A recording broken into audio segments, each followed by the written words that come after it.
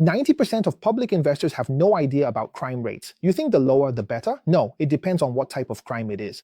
90% of Australian real estate investors don't understand crime rates at all. Do you think the lower the crime rate, the better? Wrong. You need to look at what kind of crimes are being committed. Officially in Europe, crimes are divided into 16 major categories, but only 8 of these categories have a certain impact on real estate investment. They are homicide, assault, sexual assault, unlawful entry and burglary, theft that is not unlawful entry, drug offences, property damage, and offences against public order. Moreover, each of these categories affects property prices very differently. The common mistake people make is to look at the total number of crimes, the crime rate, or that percentage. But let me give you an example. For example, if Suburb A has 500 crimes, of which 400 are shoplifting, while Suburb B only has 100 crimes, a much lower number, but 80 of those are serious burglaries and assaults, then from an investment risk perspective, the latter is far riskier than the former. So, which types of crime have the greatest impact on property prices? Unsurprisingly, homicide ranks first. According to a 2014 report by a professor at the University of Technology, Sydney, when a murder occurs, property values within a 0.2-mile radius drop by 3.9%.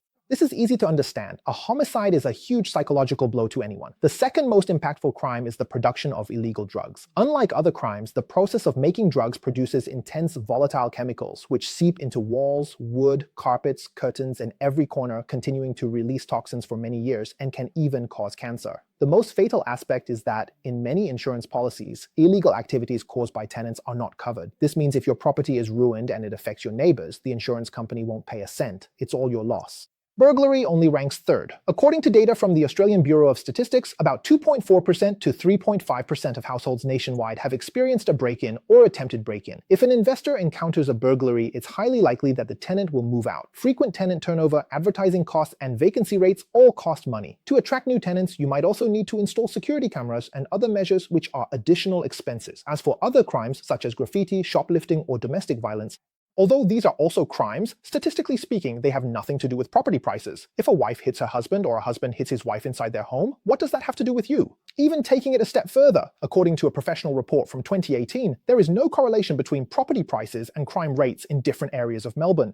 Many of the areas that are now considered extremely popular, like Riffin in Sydney or Secunda Federer in Melbourne, had high crime rates 2 or 3 decades ago. But you can't deny that places with high crime rates often have lower property prices and better affordability, which attracts a lot of people to move in. As more regular people move in, the crime rate naturally drops, and those troublesome gangs gradually move out. The population structure is completely replaced. In real estate research, there's even a term for this called the gentrification cycle. So when you're looking at the crime rate of an area, please, I beg you, don't just listen to hearsay about how high the crime rate is. It's not as simple as a single number.